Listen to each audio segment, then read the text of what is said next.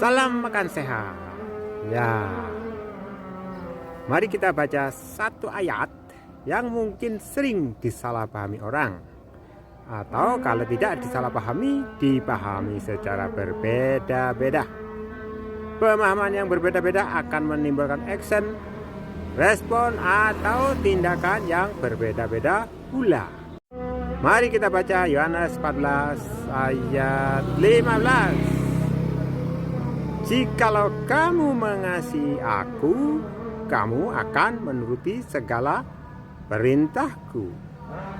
Dilihat dari susunan kata-katanya, ini jelas bukan kalimat perintah, saudara. Karena diawali dengan kata jikalau. Artinya adalah suatu kondisi, ya, bukan perintah. Kalau kalimat perintah biasanya ditandai dengan akhiran lah. Misalnya makanlah, belajarlah, kasihilah, dan lain sebagainya. Kadang-kadang ayat tersebut dipahami sebagai perintah. Umumnya ditafsirkan atau disimpulkan sebagai berikut. Jadi kamu harus menuruti segala perintah Allah, dan itulah bukti bahwa kamu mengasihi Allah. Ini didukung oleh ayat-ayat lain seperti kasihilah Tuhan Allahmu dengan segenap hatimu dan dengan segenap jiwamu dan dengan segenap akal budimu. Nah, kalau Yohanes 14 ayat 15 bukan kalimat perintah, kalau mengasihi Allah itu bukan perintah, terus sebenarnya perintah Allah itu apa? Nah, kita lihat Yohanes 13 ayat 34. Aku memberikan perintah baru kepada kamu, yaitu supaya kamu saling mengasihi sama seperti aku telah mengasihi kamu. Demikian pula kamu harus saling mengasihi. Jadi perintah baru adalah supaya kita saling mengasihi.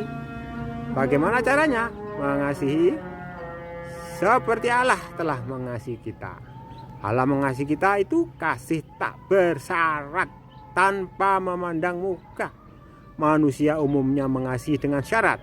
Umumnya kita susah mengasihi jika yang kita kasih tidak tahu berterima kasih.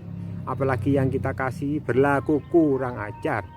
Tapi Tuhan mau kita mengasihi sama seperti Allah mengasihi kita. Kasih tanpa syarat, kasih agape. Jadi bagaimana dengan ayat yang mengatakan kasihilah Tuhan Allahmu dengan segenap hatimu dan dengan segenap jiwamu dan dengan segenap akal budimu? Apakah itu bukan perintah Allah? Jawabannya adalah ya, itu adalah perintah Allah, tapi itu adalah perintah Allah yang lama. Itu adalah hukum yang utama dalam hukum Taurat. Saudara bisa lihat di Matius 22 ayat 37 sampai 40. Yang ayat 40 saya bacakan. Pada kedua hukum inilah tergantung seluruh hukum Taurat dan kitab para nabi. Jadi itu adalah hukum yang terutama dalam hukum Taurat. Sedangkan perintah baru seperti telah dibahas di atas di Yohanes 13 ayat 34. Supaya kamu saling mengasihi sama seperti aku telah mengasihi kamu. Jadi mengasihi sama, itulah perintah baru.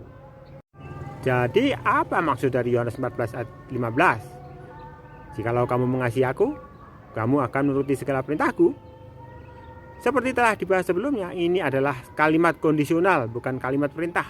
Kalau kita mengasihi Allah, maka kita pasti menuruti segala perintahnya. Segala perintahnya. Mengapa kita menuruti segala perintahnya? Karena kita mengenalnya. Kita mengenal Tuhan Yesus Kristus. Kita tahu rancangannya adalah rancangan damai sejahtera, bukan rancangan kecelakaan. Jadi apapun yang Tuhan perintahkan adalah untuk kebaikan kita. Karena rancangannya adalah rancangan damai sejahtera. Karena kita mengenal Tuhan Yesus Kristus dengan benar, maka kita tidak ragu-ragu menuruti perintah-perintahnya. 1 Yohanes 2 ayat 3 mengatakan, dan inilah tandanya bahwa kita mengenal Allah, yaitu jikalau kita menuruti perintah-perintahnya. Jadi kasih kita kepada Allah kita refleksikan dengan menuruti perintah-perintahnya.